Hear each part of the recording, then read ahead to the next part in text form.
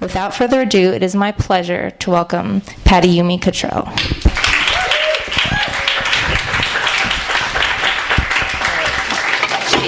Okay. Okay. Sorry. That's okay. I'm so not good at it. No, it's annoying. I don't know. We're all just getting by. Yeah, everybody's just doing the best they can. Thank you for being here. I told Amina that 5 people would come and that we would sit on the floor in a circle, so thank you for being here. This book is a novel about a woman who receives the news that her adoptive brother has killed himself, and she decides that she needs to go home to Milwaukee to investigate. And it's supposed to be funny, so I don't know, but I think it's funny. Yeah. So anyway, it's like her uncle calls her to give her this news, and I don't like reading the first chapter because it's very chaotic, and there's like people talking on the phone, and I don't know, it's just really hard to read that.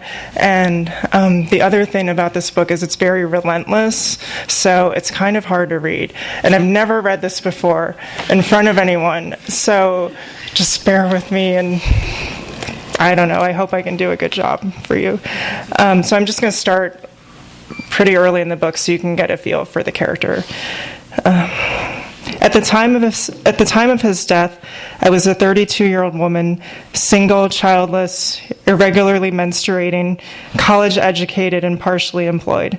If I looked in the mirror, I saw something upright and plain, or perhaps hunched over and plain. It depended. Long, long ago, I made peace with my plainness. I made peace with piano lessons that went nowhere because I had no natural talent or aptitude for music. I made peace with the coarse black hair that grows out of my head and hangs down stiffly to my shoulders. One day, I even made peace with my uterus. Living in New York City for 5 years, I discovered the easiest way to distinguish oneself was to have a conscience or a sense of morality, since most people in Manhattan were extraordinary thieves of various standing, some of them multi-billionaires. Over time, I became a genius at being ethical. I discovered that it was my true calling. I made little to no money as a part-time after-school supervisor of troubled young people, with the side work of ordering paper products for the toilets. After my first week, the troubled people gave me a nickname. Hey, Sister Reliability, what's up? Bum me a cigarette, suck my dick. They never stopped smoking or saying disgusting things to me, those troubled young people living and dying in Manhattan's sewer of the earth. I was living and dying right next to them, all the while attempting to maintain an ethical stance as their supervisor, although some days I will admit it was difficult to tell who was supervising whom. In theory, I've always been interested in the idea of ethical practices, how to live, what to do, so to speak. Being interested in something is partially how I cultivated my talent and genius, because I wasn't born this way. I was born instead with no natural talents or capacities. I was born as a shabby little baby, but after a long and unremarkable time, I became a virtuous woman. I transformed myself into something good. And one byproduct of this particular nature was behavior that seemed to land mostly on the ethical side of things, and at worst, the retiring and overly apologetic side. Pragmatic, I've always preferred to be in the background, unobserved. I preferred to play the role of the detached observer-receiver, the way one would live if one lived and spoke and shat inside a puffy white cloud, floating along above the world harmlessly like a balloon. All right, so I can't really look up when I'm reading this, because if I look up, the sentences are so long. Like if I look up, I'm going to lose my place in the sentence, so that's why I'm not looking up. Generally, I would like look up and smile or something, but I can't look up because it's like these sentences, if I lose my place, it's just going to be really hard for me. So that's why I'm not making any eye contact. Sorry. It's really awkward. I'm sorry.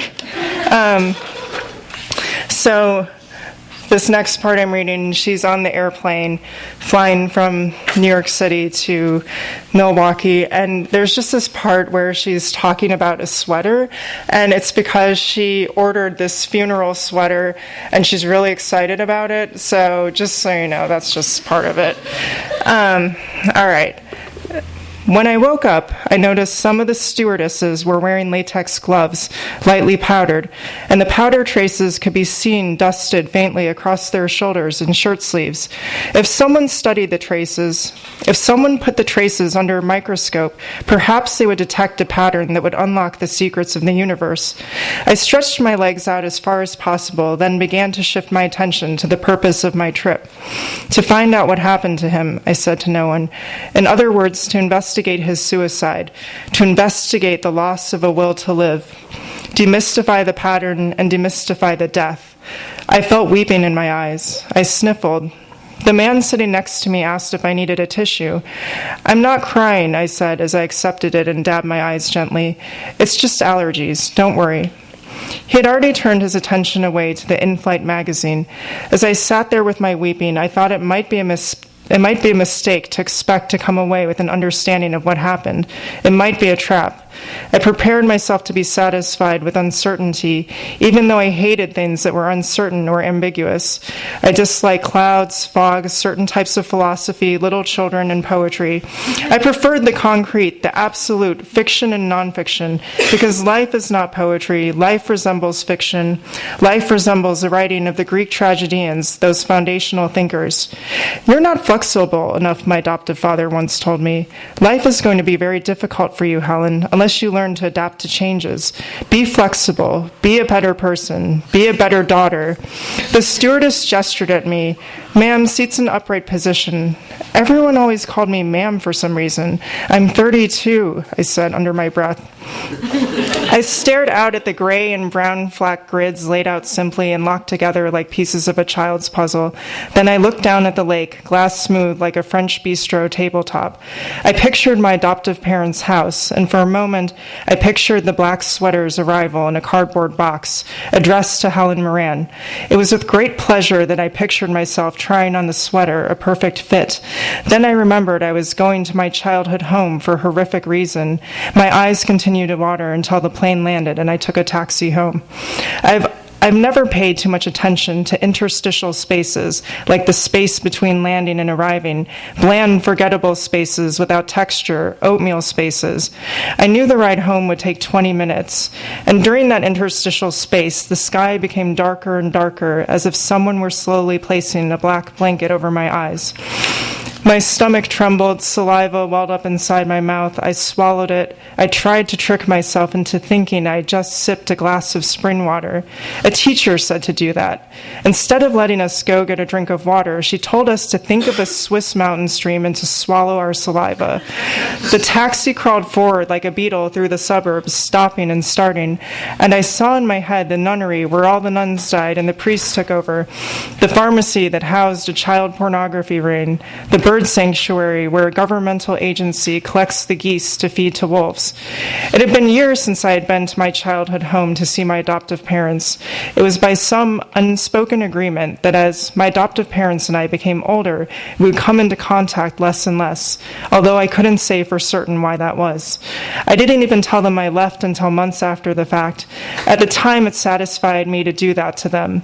To disappear for a while felt like getting some kind of revenge, because throughout the 18 years I lived with them, they each on various occasions asked me to leave, to move out and find a new place to live. In the end, I suffered for my revenge, because when I moved to New York, unspeakable things happened to me. Everything bad went around in a circle. Gray streets and black skies filled my head like heavy stone tablets, causing me to feel a throbbing pulse near my left temple. In the pitch-black darkness, I felt the taxi coast down the hill of my childhood memories, causing tears to come to my eyes. A physical descent that must have been buried deeply in my subconscious, and so we arrived at my adoptive parents' house, the house of Morans. I don't want to be here any longer than you, and therefore I'm hoping my stay will be very brief, I said to the driver as I gave him 2 wrinkled 20s. I asked for change. When traveling, it's always useful to have a little cash. The taxi left, and I stood for a while outside the house. It began to rain. In silence, I walked around the backyard, through the oak trees and bushes, as a few motion detector lights switched on and swept across my lone figure at a delay. By the time I made my way to the front door, my coat and shoes and canvas suitcase were soaking wet. I rang the bell and the door opened. I was greeted by two little astonished ghost figures clinging to each other for dear life. "Helen," my adoptive parents said, "we weren't expecting you." They were taken aback. No, it wasn't entirely clear to anyone, not even to the two who had raised me, how I had ended up at the front doorstep of my childhood home. They appeared to be shocked by my canvas suitcase. Instead of greeting me pleasantly, they were whispering to each other. How was it that no one was certain Sister Reliability would return home after her very own adoptive brother passed away? I might have been a monster, but not that kind of monster. It hurt me a little that my adoptive parents were not expecting me, that they were so astonished by my arrival, that they seemed scandalized by my suitcase, by the suggestion that I would be staying a few nights with them in my childhood home.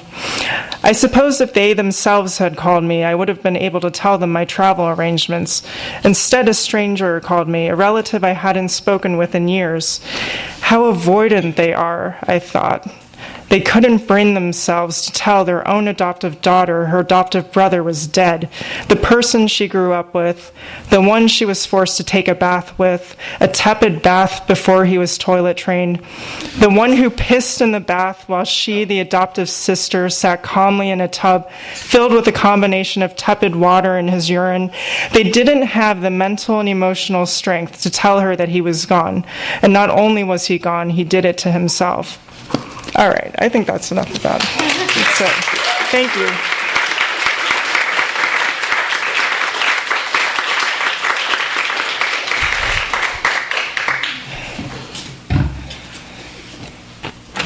All right, this is when I come in Yeah, to talk great. to Patty Yeah, about her that's cool. amazing new novel. So I read recently an interview with you, a Goodreads profile, and you said that a reader characterized the novel as an unconventional detective story, and you kind of agreed with that characterization, but you said if it was, Helen, the narrator, as a detective would be more in the lines of like Elliot Gould in The Long Goodbye. And one of the things I found funny about Helen as a detective is that as she begins her investigation into her brother's suicide, there's also an investigation being kind of launched at her, at her place of employment, where she works with troubled young children.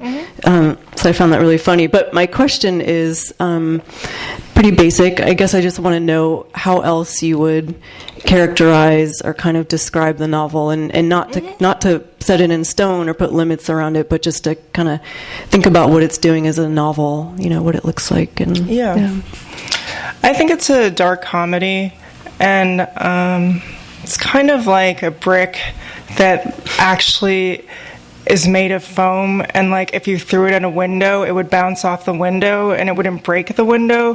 It's kind of like that type of brick. You know the brick? Yeah. I think I picked up one of those bricks like that. It's a brick it's a prop. It's like it's not a real brick. It's a fake brick. So it looks like, from the description, it sounds like it would be this really dark, I don't know. It just, suicide. It's about suicide. And I read somewhere that John Cale told Nico that you can't sell suicide. So, I don't know. This book is about suicide and we're trying to sell it. But basically, I think you can if it's, funny. And I think this book is really funny. Yeah. And I think so. It's funny. It's a fake brick. It's a dark comedy. A lot of my writing before this book, it's kind of hard to describe. It's it's not experimental, but it's just really hard to describe to people. And I knew with this book, I wanted to write something that I could describe to people. So I could say it's a dark comedy. If a relative's like, what are you writing? I'm like, it's a dark comedy. And they're like, yeah, we know what that is. Yeah. So then it's really cool because you can communicate with these people that don't understand the other writing, but they get the dark comedy. So that was a goal, to write something that anybody could understand, even my relatives. And dark comedy. It's a dark comedy. Yeah, I mean, it's very funny, and I laughed a lot reading it, and sometimes even in moments where I felt I shouldn't be laughing because something very sad and empty was happening. And you referenced in the beginning the Uncle Jeff calls Helen and tells her that her brother has killed himself, and she's taking it in, and there's this kind of amazing description of his voice sounding like, I'm going to get this wrong, but like 100 rusty needle tips scraping against something, and it sounds like this wail, and it's kind of haunting her. And then she just yells out, "Where are they?" And you don't know who I didn't know who she was talking about, and Uncle Jeff doesn't know who she's talking about, but she means her adoptive parents. And I laughed in that moment, and I'm like, oh, I'm laughing in this moment in which Helen finds out that her brother has died, but it didn't stop the moment from feeling sad or empty. That for me, it didn't cancel it out. And it often the humor of the book seemed to come in kind of and land right on top of the tragic part. That there wasn't this separation. That there was like no feeling of. The laughter didn't relieve anything for me. There wasn't like this feeling of resolution or something, of something being resolved, or which I appreciated. Yeah, I think it. I think the humor and tragedy, it's really hard to separate them out because they're kind of woven together in the same fabric. So if you like undo one, the whole thing unravels. So it's kind of like it's just part of the same cloth, like.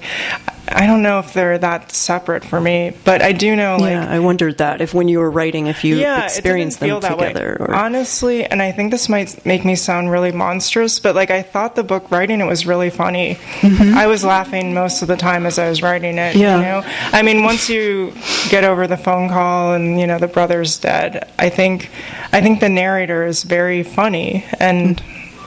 I was laughing at it. I mean, laughing at her and laughing with her. So yeah. I mean, I need to be careful because sometimes there are times I was laughing at her, and that's when I was exerting too much of my position as a writer. Yeah. I think it's okay to make fun of your character sometimes. I don't know, when you're writing. You also said in that same interview that you wanted to write this combination of the Larry David Show and Murder, She Wrote, and I've seen the Larry David Show a lot. I've not seen Murder, She Wrote, but I just wondered what have you seen Murder, She Wrote? No, I've never seen it, so I don't. Never seen it. Okay. Yeah, so I mean, I was thinking of Murder, She Wrote on acid or something. Drugged out and trippy, but no, that's not the book that I wrote. But I definitely the theme song, Murder, She Wrote, is something I watched with my grandmother, and that theme song is in my brain, and it's never gonna exit my brain. It's always gonna be in there, and I listened to that song hundreds of thousands of times as I was writing this book. So it has this jaunty cheerfulness like the song does, and Jessica Fletcher, she wants how does she actually solve any mysteries? I don't understand. She has no detective skills, but she's very cheerful and kind to people, and that somehow she solves the mystery every day. I don't understand how she's doing this. So, there's that. But Larry David, Curb Your Enthusiasm, I just love that show because he is so self-absorbed, and he ruins things for everyone, and he doesn't care. He doesn't care about what he's done. And I think that, you have to be... I find myself, I have to be, careful not to do that to people, I don't want to ruin anybody's life, and I find myself, restraining myself sometimes, but he never restrains himself, and every episode, it's a new episode, and everything's back to normal, and nothing has any consequence in that show, Yeah.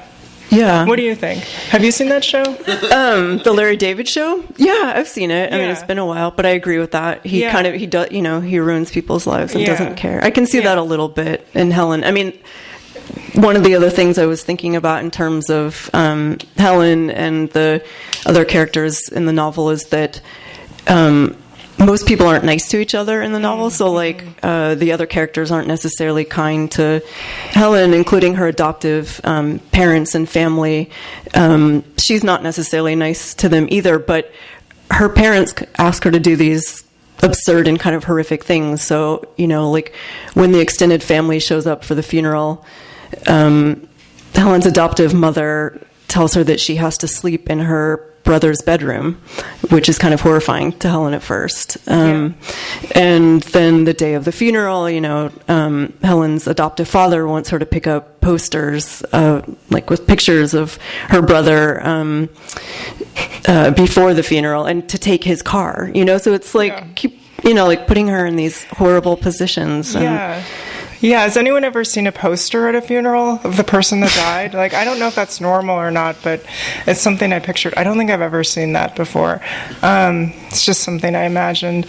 So, yeah, it is really cruel. There's cruelty. Yeah, I thought of this kind of comic cruelty there, but at the same time, there are these, like, this character Steve, who we don't meet Steve, but Steve is a friend of Helen's in New York. Yeah. He texts her, "How are you?" And she just feels this, like, flush of kindness, because no one ever asks her how she is, but then kind of immediately she decides not to respond because it'll be more mysterious that way, not to respond to his text. Or there's Zachary Moon, who seems to want to have a conversation with Helen about her brother's suicide, and she just doesn't seem interested in the conversation, but she wants to talk to Thomas.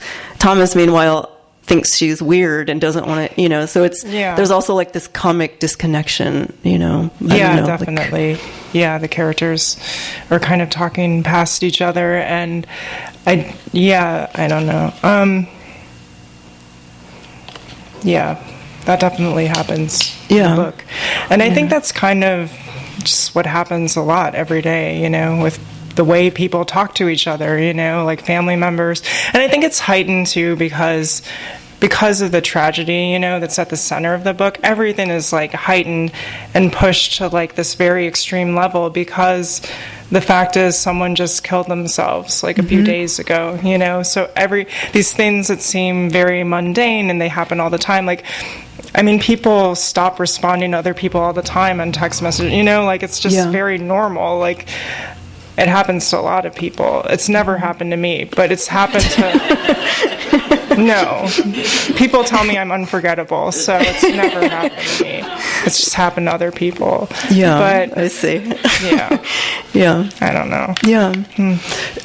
What about... I just wanted to maybe turn a little bit to just your writing of the book, and you and I have spoken a little bit about digressions in writing the book and maybe how that led to the book's form. So I was just wondering if you could talk a little bit about digressions and form, either together or separately, or, Yeah.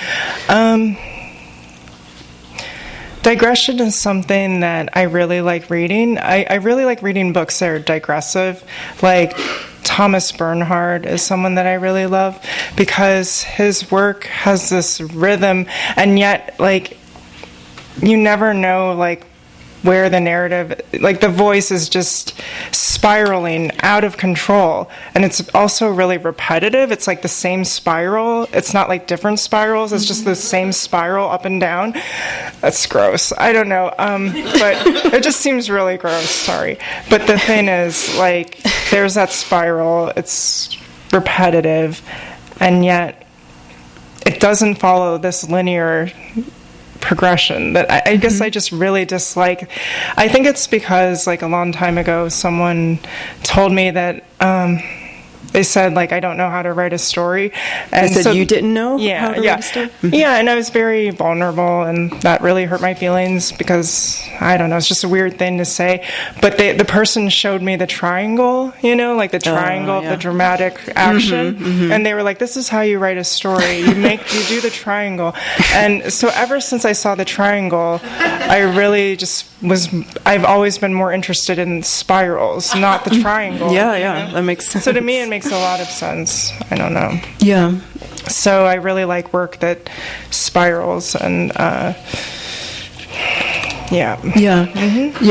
I really liked the repetitions in your novel, the adoptive parents, adoptive father, adoptive mother, but that it's always, that word is always present.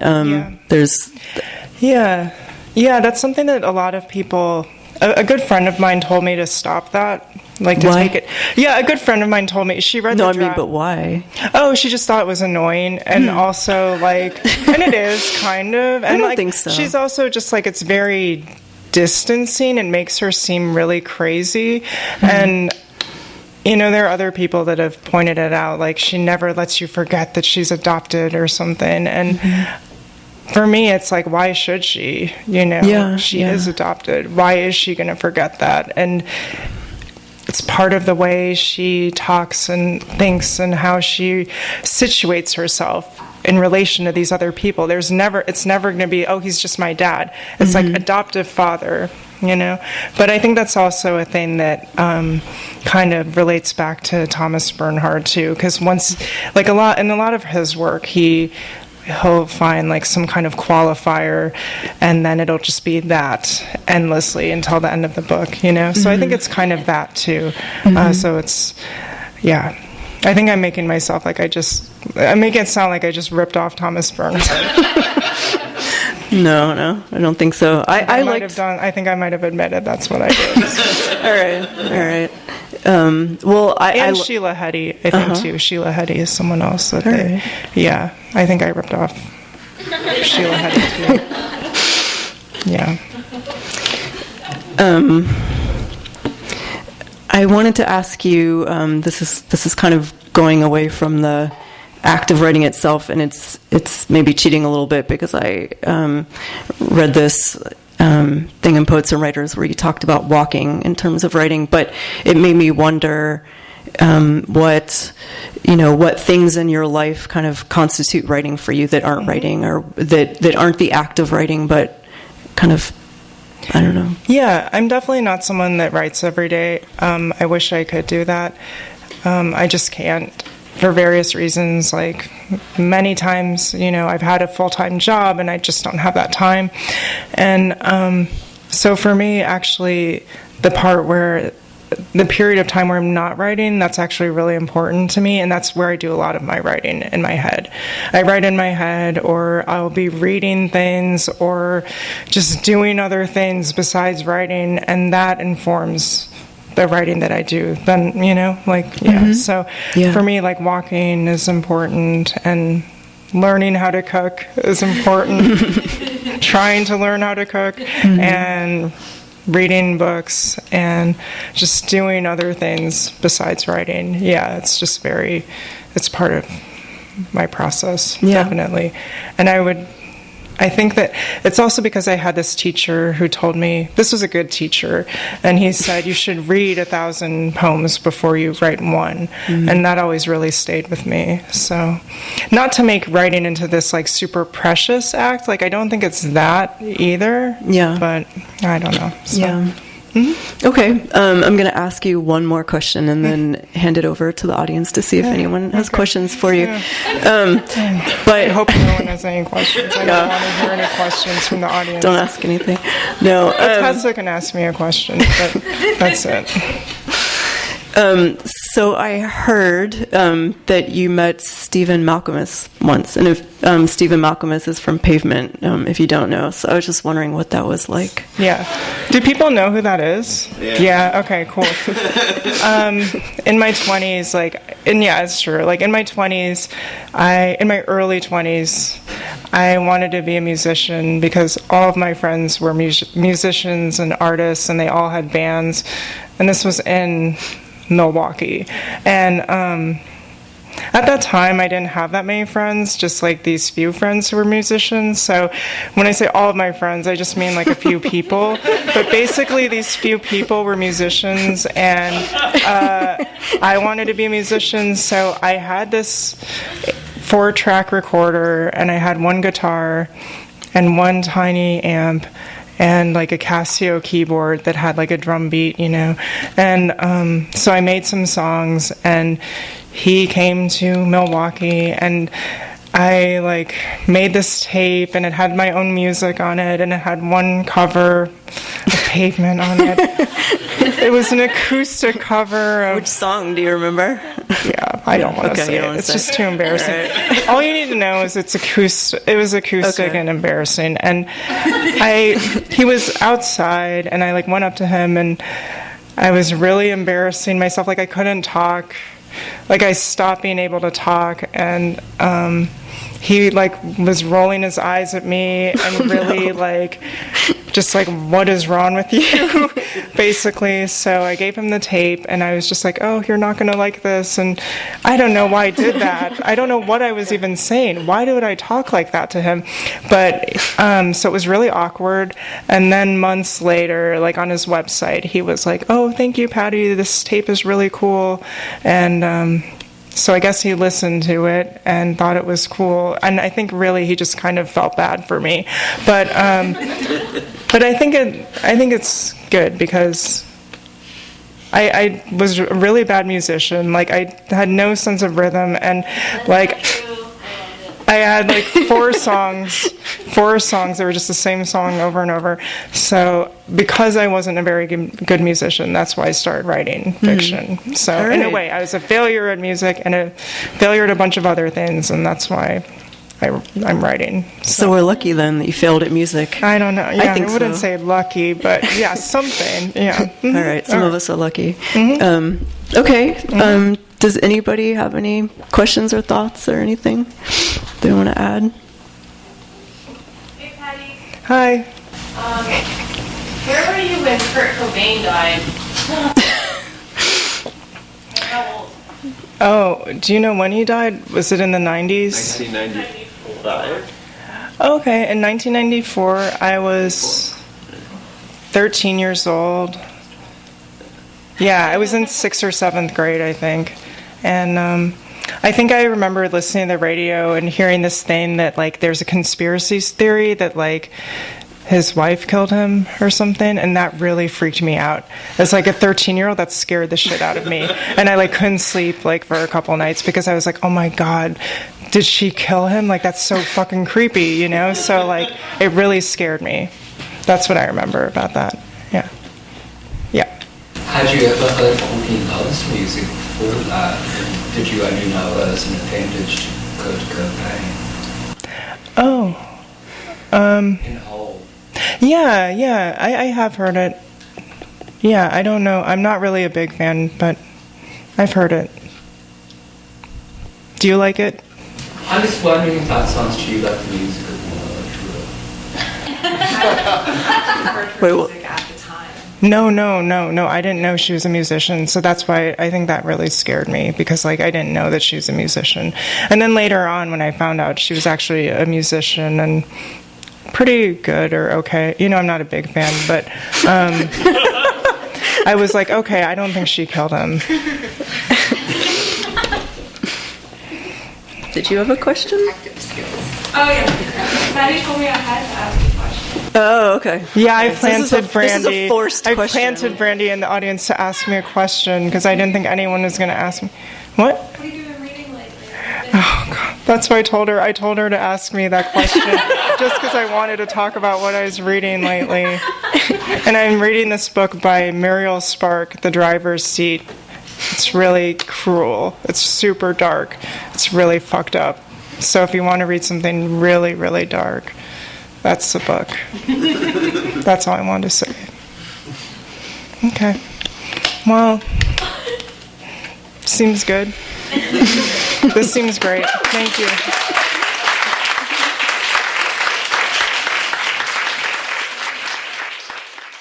You've been listening to the Skylight Books Author Reading Series. Don't forget that you can listen to this and all of our other great podcasts at skylightbooks.com. Thanks again for stopping by, and we hope to see you soon.